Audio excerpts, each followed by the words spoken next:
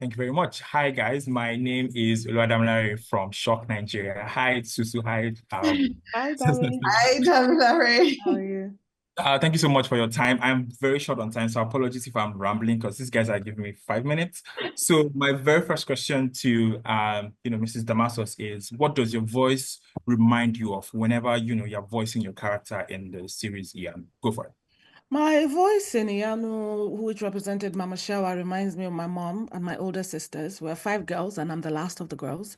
Oh, Growing up, her voice, Mama Shawa's voice, reminded me of the things that I had to hear every day. Find yourself, be self-aware, be this, be that. Find your innate own your powers, the things that you can give to the world, and blah blah blah. And I'm like, oh, okay, okay. So they taught me history, how to be a woman, how to do this and that. So Mama Shawa became me putting my mom and my sisters in my head and all the females who've been around me growing up and the words that they gave me and the things that I live by today, the strength in womanhood and how we should be represented, representing ourselves.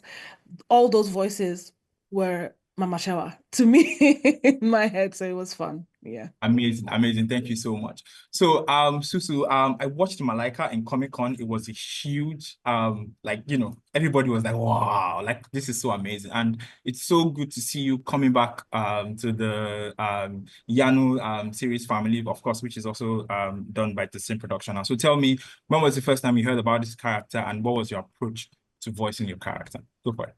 So the first time I heard about this character was in 2023, I believe. So we've been on this for about 2 years. So I'm really excited for everybody to see it finally.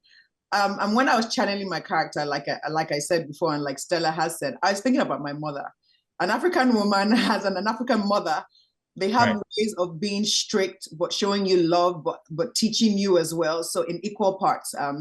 So that's who I was channeling when I was channeling Olori, because Olori is Iyanu's guardian and her mentor and her teacher. And she had literally raised her up since she found her when she was little, and has raised her in isolation. So it just makes me think of my mother and how I was raised and how she was equal parts strict but loving, how she was a teacher, but she was also a friend. So that was definitely who I was channeling when I was voicing Olori.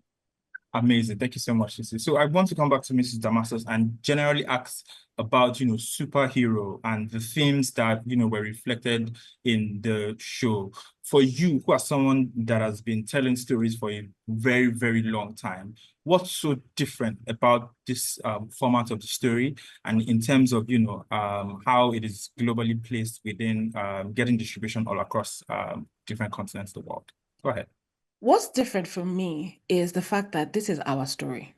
This is our own and it's told by us for a change, because a lot of times we see these things, we expose our children to animation and cartoons and things like that, but they see other characters, other cultures, other colors.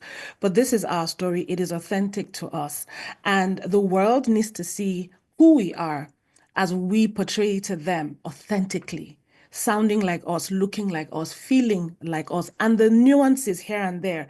It is such a great story that people need to see it. And it will appeal not only to us as Africans, but to the world over, because everyone can relate. It's a family-oriented thing. It is fun. If you love good storytelling, you would be curious about the Yoruba community, about the forefathers, about a lot of things that even I didn't know, things that were peculiar to our people that I did not even have the foggiest idea. So it's not just entertainment, it's also kind of like education. It's like how custodian of history. It's all packed Amazing. to one content. Yeah, and it was good. Good, good, I good. mean, awesome. Thank you so much. That was really a great answer. So I want to come back to Sisu and talk about, like you said, custodian of culture. Mhm. But for a while now, it seems we've shied away from telling cultural stories, but it Mhm. seems that it's a little bit coming back now, especially now that, foreign eyes is getting interested in our cultural stories. How do you think we should tread this path for us to keep on getting opportunities like this? Go ahead. I think that we should continue to embrace telling our stories and telling them with authenticity. I think that is generally what people will connect to, as long as it's true, as long as it's grounded in truth as well. And I am excited to see like a rise of us talking about like our culture, and I like to see it in film and now in animation for the very first time. And it's really important. This particular project is so important because it's told by us, but it's for everyone. And I think that's one of the things that's really, really important and special about Iyanu. It's told by by us, but it's going to appeal to everybody around the world. And they're distributing it to everybody around the world. And it's such a fun show. But like Stella said, it's grounded in truth, and it has so much detail, even stuff that I didn't know about. So like she said, it's like going to class, but it's also entertainment. And I think we need to embrace this more. And I think that we need to champion our own causes as well. If we want to tell our stories and we want to talk about our culture and we want to talk about things that are pertinent to our culture, we should be the ones telling the stories, and we should find ways to collaborate with international platforms like Lion Forge Entertainment, who's producing this and getting it out into the world. I think that's really, really important. And I really want to give them a shout out as well, because getting to work with Nigerian actors and using our authentic voices to voice the characters, we're not hearing accents that are doing like this, you know, we're hearing authentic accents, we're seeing authentic characters, we're seeing authentic skin tones, we're seeing authentic costumes. And I'm just really, really, really excited for everybody to see this, because I believe that it will open more doors for people in Africa and in Nigeria as well, to get our stories across to the world.